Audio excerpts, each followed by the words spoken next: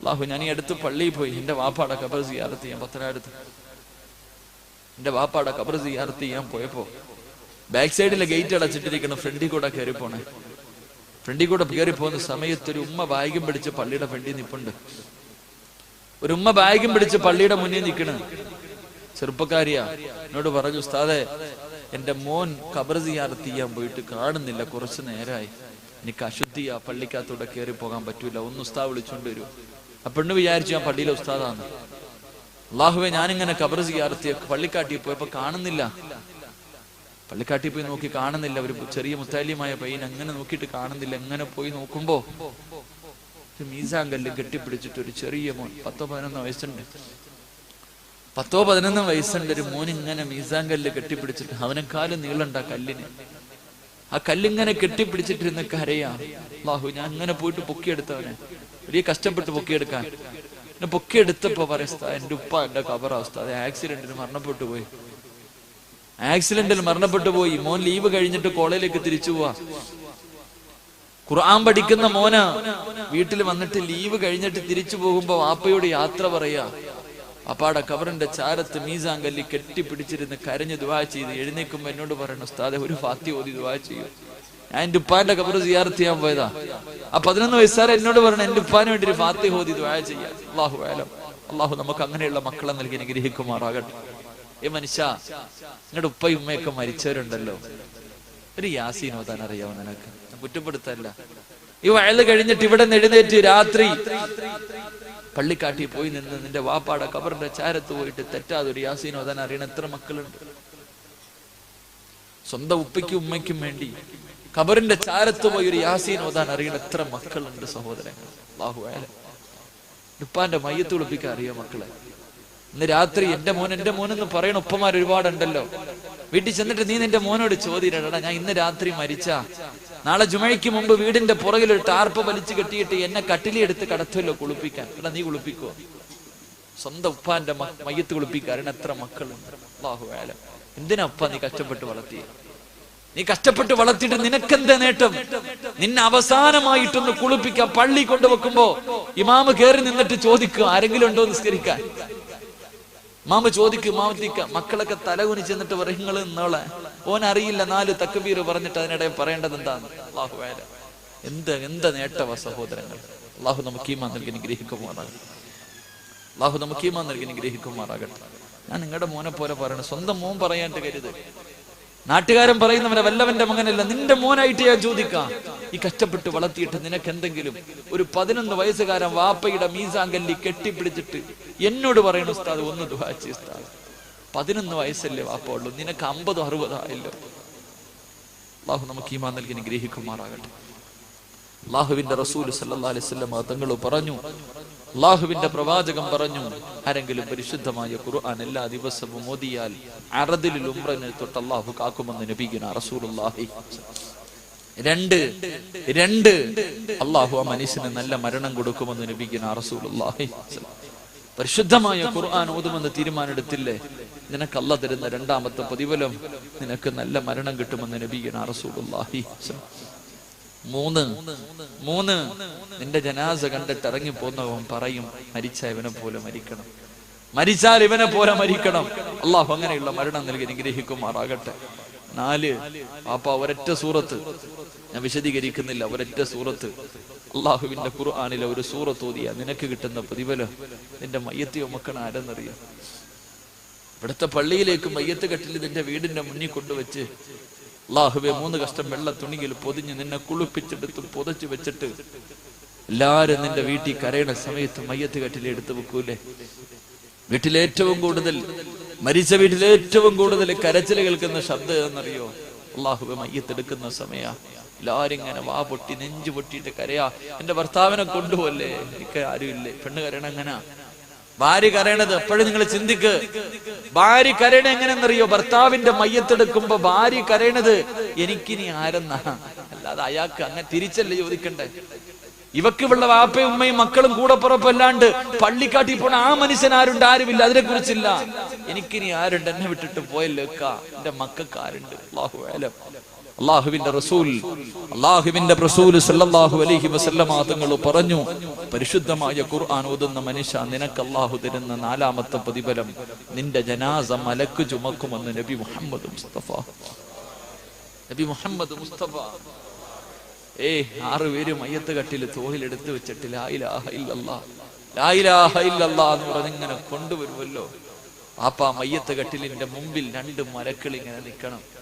മയ്യത്ത് കട്ടിലിന്റെ മുന്നിൽ അല്ലാഹുവേ 6 മലക്കുകൾ നിന്റെ ജനാസ തോളിലെടുത്ത് വെച്ച് ലാ ഇലാഹ ഇല്ലല്ലാഹ് എന്ന് പറഞ്ഞുകൊണ്ട് കൊണ്ടുവരണം. അല്ലാഹു ആ ഭാഗ്യം തരട്ടെ. അല്ലാഹുവേ, ഈ നാട്ടിൽ ഖബർ വിളിക്കണ മനുഷ്യനുണ്ടാവുമല്ലോ, നിനക്കറിയാലോ. ഇവിടെ ഖബർ വിളിക്കുന്ന മനുഷ്യൻ ആരാണെന്ന് നിങ്ങൾക്കറിയാം. ചിലപ്പോ ഈ വയലിന്റെ സദസ്സിലുണ്ട്, ഒന്ന് ചോദിക്കുപ്പ. ഈ വയലിന്റെ സദസ്സിലുണ്ടാകുമല്ലോ, ചോദിക്ക്. ആരെയെങ്കിലും ഖബറടക്കാൻ കുഴി വെട്ടിയപ്പോ മണ്ണിന് വല്ല സുഗന്ധം ഉണ്ടായിരുന്നു? അറിയില്ലെങ്കിൽ, വയലിന് വന്നിട്ടില്ലെങ്കിൽ നാളെ വീട്ടിൽ പോ. ഈ നാട്ടില് ഖബർ കുഴിക്കുന്ന മനുഷ്യനെ നിനക്കറിയാമെങ്കിൽ നാളെ രാവിലെ സുബഹ് കഴിഞ്ഞിട്ട് വെള്ളിയാഴ്ച ദിവസമല്ലേ, ആ മനുഷ്യന്റെ വീട്ടിൽ പോയിട്ട് കൈ പിടിച്ചിട്ട് ചോദിക്ക്, ആരെയെങ്കിലും ഖബറടക്കാൻ വേണ്ടി കുഴി വെട്ടിയപ്പോ മണ്ണിന് സുഗന്ധം ഉണ്ടായിരുന്നു? അല്ലാഹുവിന്റെ ഖുർആൻ ഓതിയ കിട്ടുന്ന 4ാമത്തെ പ്രതിഫലം, അവനെ ഖബറടക്കാൻ വേണ്ടി മണ്ണ് കുഴിയെടുക്കുമ്പോ മണ്ണിന് പോലും സുഗന്ധമുണ്ടാകുമെന്ന് നബി മുഹമ്മദ് മുസ്തഫ. അള്ളാഹു അങ്ങനെയുള്ള മരണം നൽകി അനുഗ്രഹിക്കുമാറാകട്ടെ. അള്ളാഹുവിന്റെ പ്രവാചകന്റെ പ്രിയപ്പെട്ട സഹാബി മഹാനായ സയ്യിദുനാ സഅദ് ഇബ്നു മുആദ് റളിയല്ലാഹു തആല 30ാമത്തെ വയസ്സിൽ മുസ്ലിമായി, 34ാമത്തെ വയസ്സിൽ വഫാത്തായി. 4 കൊല്ലമേ മുസ്ലിമായി ജീവിച്ചുള്ളൂ. ഈ ചെറുപ്പക്കാരൻ മരിച്ചപ്പോ അള്ളാഹുവിന്റെ സിംഹാസനം പോലും കുലുങ്ങിപ്പോയി. എല്ലാരും കരഞ്ഞപ്പോ ഈ ചെറുപ്പക്കാരന്റെ മുഖത്ത് പുഞ്ചിരിയായിരുന്നു.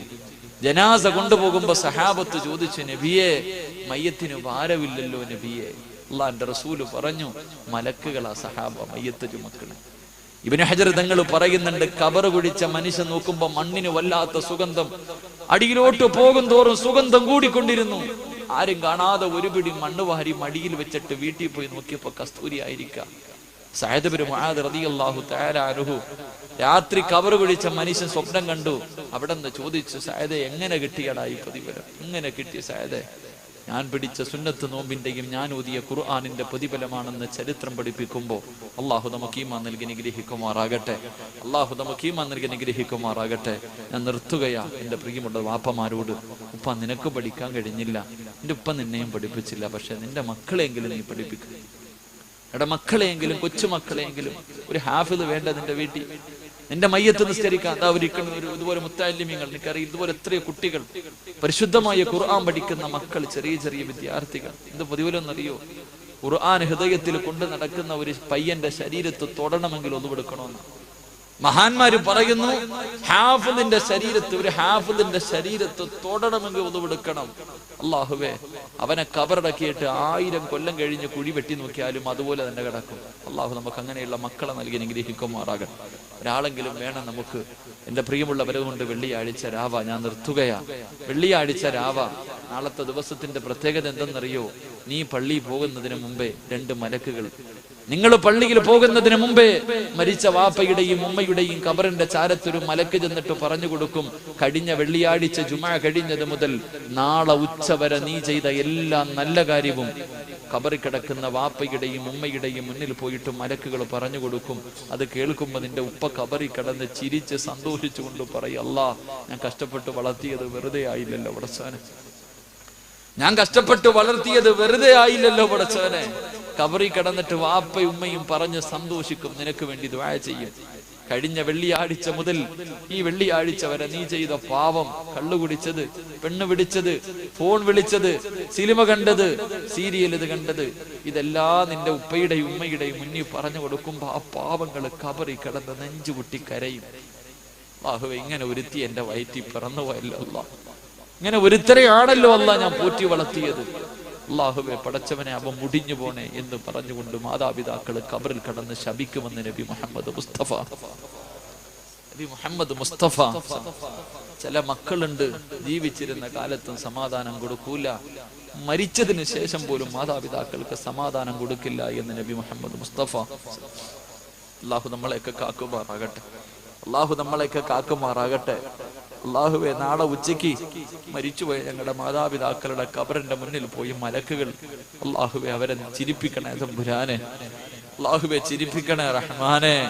ഞങ്ങളുടെ ഉമ്മയും ഉപ്പയും നാളെ ഖബറിൽ കടന്ന് ഞങ്ങളെ ശപിക്കല്ലേ അല്ലാ, ഞങ്ങളെ ശപിക്കല്ലേ അല്ലാ. മരിച്ചവരെ കരയിപ്പിക്കുന്ന മക്കളാക്കല്ലേ തമ്പുരാനെ, മരിച്ചവരെ കരയിപ്പിക്കുന്ന മക്കളാക്കല്ലേ അല്ലാ. ഈ സദസ്സ് നീ അതിനൊരു സബബാക്കണേ റഹ്മാനെ. അള്ളാഹു സ്വീകരിക്കുമാറാകട്ടെ. ഞാൻ വയല് കൊള്ളാവോ കൊള്ളത്തില്ല അത് നിങ്ങളുടെ ഇഷ്ടമില്ല, എനിക്ക് വയല് പറയാനൊന്നും അറിയില്ല, ഇങ്ങനെയൊക്കെ തന്നെ അങ്ങ് പോ. കൊള്ളാവോ ഇല്ലേ വയല് കഴിഞ്ഞ് പിരിഞ്ഞു പോകുമ്പോ ആരെങ്കിലൊക്കെ ചോദിക്കും, ഈ ഉസ്താദന്മാർ എന്നും മരണവും നരകവും ഖബറും സ്വർഗവും പിന്നെ പിഴിയൽ, ഇതേ ഉള്ളൂ. പോയിട്ട് എന്ത് കിട്ടി? വയലിന് പോയിട്ട് എന്ത് കിട്ടി എന്ന് ചോദിക്കുമ്പോ തിരിച്ചു പറയാൻ ഒരേ ഒരു മറുപടി, ഇന്ന് വെള്ളിയാഴ്ച രാവാ, പിരിയുമ്പോ ഒരു ദിക്റ് പറഞ്ഞിട്ട് പിരിയാം. എന്റെ പ്രിയമുള്ള സഹോദരങ്ങളെ, ഇന്ന് വയല് കഴിഞ്ഞ് ഇവിടെ നിന്ന് പിരിഞ്ഞു പോകുമ്പോ അള്ളാഹുവിന്റെ പരിശുദ്ധമായ ഖുർആനിലെ ഒരു 4 വരിയുള്ള സൂറത്ത് ഞാൻ പറഞ്ഞു തരാം. ഓതാ മനസ്സുണ്ടെങ്കിൽ ഓത്. നിനക്ക് അള്ളാഹു തരുന്ന പ്രതിഫലം നിന്റെ 50 വർഷത്തെ പാപം അള്ളാഹു പുറത്തു തരുമെന്ന് അഷ്റഫുൽ ഖൽഖ് നബി മുഹമ്മദ് മുസ്തഫ. ഒരു 4-5 വരിയുള്ള ചെറിയൊരു സൂറത്ത്.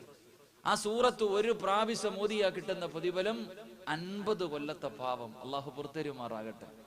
50 വയസ്സുള്ള ആരെങ്കിലും ഉണ്ടെങ്കിൽ ഒന്ന് കൈപൊക്കിക്കപ്പാ, കാണാനുള്ള അതിനുണ്ടാ. അപ്പൊ ബാക്കിയുള്ളവർക്കൊന്നും 50 ആയിട്ടില്ല. അപ്പൊ നമ്മക്കൊക്കെ ഇനിയും കടവാ, ഈ സൂറത്ത് ഓതി നമുക്ക് ഇനിയും കടാ. അള്ളാഹു നമുക്കൊക്കെ ആ സൂറത്ത് ഓതി ദുആ ചെയ്തിട്ട് പിരിയണം. അള്ളാഹു ഭാഗ്യം നൽകി അനുഗ്രഹിക്കുമാറാകട്ടെ. എന്റെ പ്രിയമുള്ള സഹോദരങ്ങൾ, എനിക്ക് തന്നിരിക്കുന്ന വിഷയം, ഈ കാണുന്ന ചിരിയൊന്നും വിഷയത്തിൽ തുടങ്ങിയാൽ കാണൂല. കാരണം അള്ളാഹുവിന്റെ പ്രവാചകന്റെ വഫാത്ത് പറയാൻ എന്നെ കൊണ്ട് കഴിയില്ല, എന്നെ കൊണ്ടെന്നല്ല ഒരു മനുഷ്യനെ കൊണ്ടും കഴിയില്ല. കാരണം അതങ്ങനെ കരയാതെ ഒരു മനുഷ്യനും പ്രവാചകന്റെ വഫാത്ത് പറയാൻ കഴിയില്ല, നമുക്കൊന്നും സങ്കല്പിക്കാൻ പോലും കഴിയില്ല. അപ്പൊ എന്താവുന്നൊന്നും എനിക്കറിയില്ല. ഇൻഷാ അല്ലാഹ് കുറച്ചൊരു മണിക്കൂർ കുറച്ച് നല്ലത് പറയാം. അള്ളാഹു പഠിക്കാൻ ഭാഗ്യം നൽകി അനുഗ്രഹിക്കുമാറാകട്ടെ. അതപ്പൊ എല്ലാരും അവിടെ നിക്കണേ, സംഘാടകരാ, കഴുത്തിലൊരു കിതാബും തൂക്കിയിട്ടിട്ടുണ്ട്. ഇരിക്കു ചങ്ങായിമാരെ, നിങ്ങളാ അത് കേൾക്കണ്ടേ? ഇത് നാഷണൽ ഹൈവേ ഒന്നല്ലല്ലോ നിയന്ത്രിക്കാൻ. സംഘാടകർ വയൽ നടത്തിയിട്ട് അവരോട് ചോദിച്ചാ പറയും, വയൽ നമ്മൾ കേട്ടില്ല, നമ്മൾ തിരക്കിലായിരുന്നില്ലേ, പിന്നെ ആർക്ക് വേണ്ടി ഇത് വെച്ചിരിക്കണേ? വയല് കേൾക്കേണ്ടത് സംഘാടകരാ, ആദ്യം നന്നാകേണ്ടത് നമ്മൾ നന്നായിട്ടാണ് മറ്റുള്ളവരെ നന്നാക്കാൻ. അള്ളാഹു ഭാഗ്യം നൽകി ഗ്രഹിക്കുമാറാകട്ടെ. എന്റെ വയല് കേൾക്കുമ്പോ പള്ളിയിലെ ഉസ്താദന്മാരൊക്കെ പ്രസംഗിക്കുന്ന പോലെ കള്ളുകുടിയും, ഉസ്താദന്മാര് വയല് പറയുമ്പോ വെള്ളിയാഴ്ച ജുമാ പ്രസംഗത്തിനൊരു പരിധിയുണ്ട്. പക്ഷേ വയലെന്ന് പറഞ്ഞാൽ അങ്ങനല്ല. കള്ളുകുടിയും പെണ്ണുപിടിയും വ്യഭിചാരവും പലിശയും സിനിമ കാണലും ഒളിച്ചോട്ടം ഇതൊക്കെ ഇങ്ങനെ പറയും. അത് വയലിന്റെ ഒരു ശൈലിയാ. പക്ഷെ ഇതൊക്കെ ഞാൻ ഇങ്ങനെ പറയുമ്പോ നിങ്ങൾ വിചാരിക്കല്ല, ഇയാൾ എന്തേടാ, ഞങ്ങളൊക്കെ മോശക്കാര്, ഞങ്ങളെ നന്നാക്കാൻ വന്ന ആള് ഇതാരോ ഇപ്പൊ തെറ്റിദ്ധരിച്ചിട്ട് വയല് പറയാം. അതുകൊണ്ട് എൻ്റെ സഹോദരങ്ങളോട്, എൻ്റെ സഹോദരിമാരോട് ആദ്യമായിട്ട് ഞാൻ പറയാം, നിങ്ങൾ ആരെയും നന്നാക്കാനല്ല ഞാൻ വയല് പറയണത്. നിങ്ങൾ ആരെയും നന്നാക്കാനല്ല ഞാൻ വയല് പറയണത്. ഞാൻ വയല് പറയുന്നത് എനിക്ക് നന്നാകാൻ വേണ്ടിയാ. അള്ളാഹു എന്നെ ഒന്ന് നന്നാക്കി തരുമാറാകട്ടെ. ഒരാമയും പറ, മനുഷ്യന്മാരെ രക്ഷപ്പെട്ടു പോട്ടെ. അള്ളാഹു എന്നെ നന്നാക്കുമാറാകട്ടെ. ഒരു മനുഷ്യൻ വസ്ത്രം കഴുകുമ്പോ ആദ്യം വെളുക്കുന്നത് കഴുകുന്നവന്റെ കൈയാണോ വസ്ത്രമാണോ? എന്താ വെളുക്ക? കളക്ക മരക്കള കഴുകിയിട്ടില്ല. ഒരു മനുഷ്യൻ വസ്ത്രം കഴുകുമ്പോ ആദ്യം വെളുക്കണ എന്താ? കഴുകുന്നവന്റെ കൈ, ഇല്ലേ? അപ്പൊ ഞാൻ വയല് പറയണത് എന്റെ ഹൃദയം വെളുക്കാൻ അള്ളാഹു വെളുപ്പിച്ചു തരുമാറാകട്ടെ. നിങ്ങൾക്ക് ആർക്കെങ്കിലും വെളുപ്പിക്കണമെന്ന് തോന്നിയാ കൂടെ അത്രേ ഉള്ളൂ. തോന്നിയാ ചെയ്. അള്ളാഹു നമുക്ക് ഈമാൻ നൽകി അനുഗ്രഹിക്കുമാറാകട്ടെ. എന്റെ പ്രിയമുള്ള സഹോദരങ്ങളെ, മഹാനായ അഷ്റഫുൽ ഖൽഖ് നബി മുഹമ്മദ് മുസ്തഫ സല്ലല്ലാഹു അലൈഹി വസല്ലം, അള്ളാഹുവിന്റെ പ്രവാചകന്റെ ജീവിത ചരിത്രം മക്ക നബിദിനൊക്കെ ആയതുകൊണ്ട് എല്ലാവരും കേട്ടിട്ടുണ്ടാകും. ഞാൻ അങ്ങോട്ടൊന്നും കിടക്കുന്നില്ല. എന്റെ പ്രിയമുള്ള സഹോദരങ്ങളെ, നമ്മുടെ പ്രിയപ്പെട്ട ഉമ്മ നമ്മളോട് എപ്പോഴും പറയാറുണ്ട്, പെണ്ണുങ്ങളൊക്കെ എപ്പോഴും പറയാറുണ്ട്, മരണവേദനയുടെ വേദനയെന്നൊന്നാണ് ഞാൻ എൻ്റെ മക്കളെ പ്രസവിച്ചത്. എല്ലാവരും പറയാറുണ്ട്, മാതാപിതാക്കൾ പറയാറുണ്ട്, ഉമ്മ പറയാറുണ്ട്, മരണവേദനയുടെ വേദനയെന്നൊന്നാണ് തൻ്റെ മക്കളെ പ്രസവിച്ചത്. എൻ്റെ പ്രിയമുള്ള സഹോദരങ്ങളെ, ഒരു മഹാനായ ഒരു കവി പറഞ്ഞ ഒരു ബൈത്ത് കൊണ്ട് ഞാൻ തുടങ്ങുകയാണ്. എന്തേ കവി പറഞ്ഞത്? അന്തല്ലദീ വലദതു ഉമ്മുക ബാകിയാ വന്നാസു ഹൗലക യൽഹഖൂന സുറൂറാ വജ്ഹദ് ലിനഫ്സിക അൻ തകൂന ഇദാ ബകൂ ഫീ ഹാലി മൗതിക ലാഹികം മസ്റൂറാ. എന്റെ പ്രിയമുള്ള സഹോദരങ്ങളെ, നമ്മുടെ ഉമ്മ എപ്പോഴും നമ്മളോട് പറയാറുണ്ട്, മരണവേദനയുടെ വേദനയും എന്താണ് പൊന്നുമോനെ ഞാൻ നിന്നെ പ്രസവിച്ചതെന്ന് നമ്മുടെ ഉമ്മ നമ്മളോട് പറഞ്ഞു തരുമ്പോൾ, എന്റെ പ്രിയമുള്ളവരെ, ഉമ്മ വല്ലാതെ വേദനകൾ സഹിച്ചിട്ടാണ് നമ്മളെ പ്രസവിച്ചത്. പക്ഷേ എത്ര വേദന സഹിച്ച ഉമ്മയാണെങ്കിലും അല്ലാഹുവേ, തന്റെ കുഞ്ഞിനെ ആദ്യമായിട്ട് കാണുമ്പോൾ ഉമ്മയുടെ മുഖത്ത് വല്ലാത്ത പുഞ്ചിരിയാ. എന്റെ പ്രിയമുള്ളവരെ, പ്രസവിച്ച കുഞ്ഞിന് എത്ര വേദന സഹിച്ച് കരഞ്ഞുകൊണ്ട് പ്രസവിച്ച തള്ളയാണെങ്കിലും തന്റെ കുഞ്ഞിനാദ്യമായിട്ട് കാണുന്ന സമയത്ത് നമ്മുടെ ഉമ്മ നമ്മുടെ മുഖത്ത് നോക്കി ചിരിക്കുകയാണ്.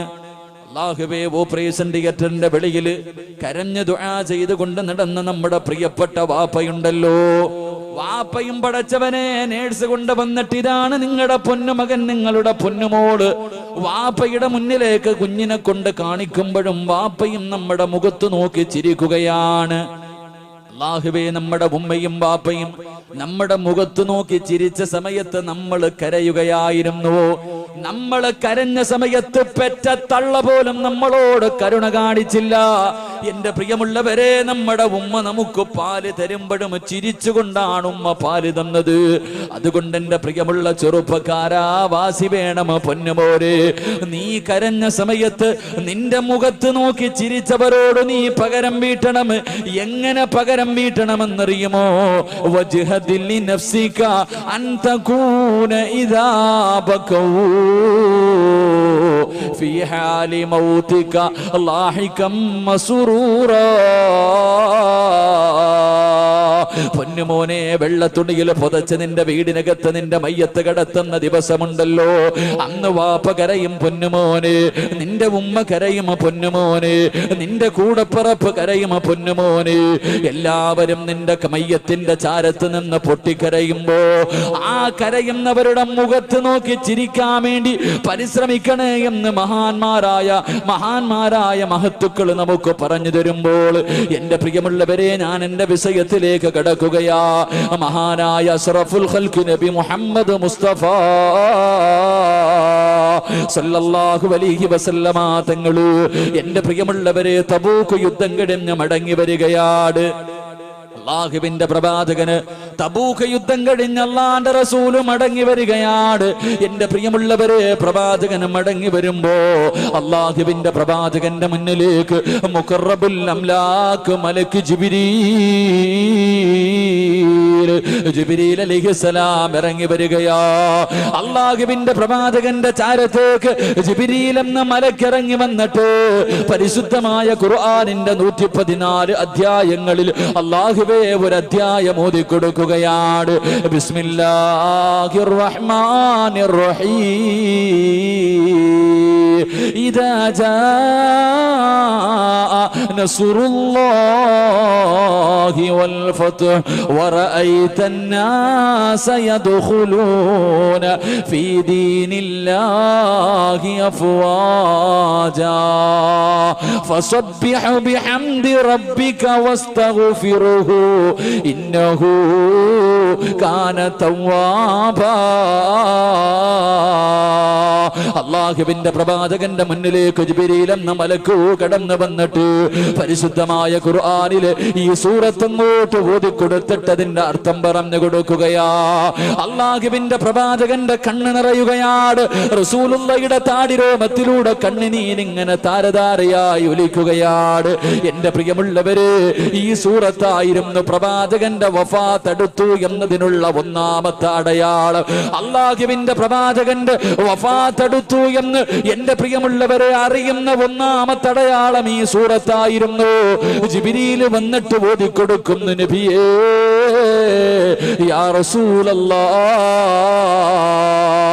നബിയേ തയ്യാറെടുക്ക്, നബിയേ തയ്യാറെടുത്തോ, നബിയേ അല്ലാഹുവിലേക്ക് അടുക്ക്, നബിയേ. അല്ലാഹുവിന്റെ റസൂലിന്റെ മുന്നിലേക്ക് ജിബ്രീൽ എന്ന മലക്ക് വന്നിട്ട് ഓതിക്കൊടുക്കുകയാണ്. ഇദാ ജാഅ നസ്റുല്ലാഹ് والفتح ورأيت الناس يدخلون في دين الله أفواجا فسبح بحمد ربك واستغفره. അല്ലാഹുവിന്റെ പ്രവാചകനോട് ജിബ്രീൽ പറയുന്നു, നബിയേ, അല്ലാഹുവിലേക്ക് ഇബാദത്തുകൾ അധികരിപ്പിച്ചു കൊണ്ടടുക്കു നബിയേ, അല്ലാഹുവിലേക്ക് അടുക്കു നബിയേ, മരണത്തിന് വേണ്ടി തയ്യാറെടുക്കു നബിയേ. അങ്ങക്ക് പോകാൻ സമയമായി. ഇസ്ലാമിലേക്ക് ജനങ്ങൾ മുഴുവനും അതാ അടുത്തുകൊണ്ടിരിക്കുകയാണ്. അങ്ങയുടെ ദൗത്യം പൂർത്തീകരിക്കാൻ സമയമായി നബിയേ. അതുകൊണ്ട് ഇബാദത്തുകൾ അധികരിപ്പിക്കു നബിയേ. എന്നിട്ട് അല്ലാഹുവിന്റെ റസൂലിനോട് അതാ ജിബ്രീൽ പറയുന്നു, നബിയേ, ഇസ്തിഗ്ഫാർ അധികമായിട്ട് പറ നബിയേ.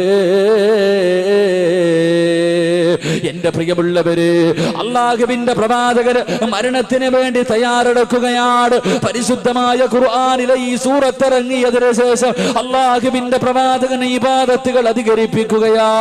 എന്റെ പ്രിയമുള്ളവരെ, അല്ലാഹുവിന്റെ റസൂലുണ്ടല്ലോ. എന്റെ പ്രിയമുള്ളവരെ, അല്ലാഹുവിന്റെ പ്രവാചകന് പാതിരാത്രി തന്റെ വീടിനകത്തിരുന്ന് നിസ്കരിക്കുകയാണ്. കാല് നീര് കെട്ടുന്ന രീതിയിൽ അല്ലാഹുവിന്റെ പ്രവാചകൻ നിസ്കരിക്കുന്നത് കാണുമ്പോ തന്റെ പ്രിയപ്പെട്ട ഭാര്യ ആയിഷ ബീവി റളിയല്ലാഹു തആല അൻഹ അവിടുന്ന് ചോദിക്കുന്നു, യാ റസൂലല്ലാഹ്, അല്ലാഹുവിന്റെ നബിയേ, എന്തിനാ നബിയേ ഇതുപോലെ കഷ്ടപ്പെടുന്നത്? അങ്ങയുടെ പാപമെല്ലാം അല്ലാഹു പുറത്തു തന്നിട്ടുണ്ടല്ലോ. അങ്ങയാണല്ലോ സ്വർഗത്തിന്റെ കവാടം തുറക്കുന്നത്. പിന്നെ എന്തിനാ നബിയേ ഇതുപോലെ കഷ്ടപ്പെട്ട് കിടന്ന് നിസ്കരിക്കുന്നത്? അല്ലാഹുവിന്റെ റസൂല് പറയുന്നു, ആയിഷ,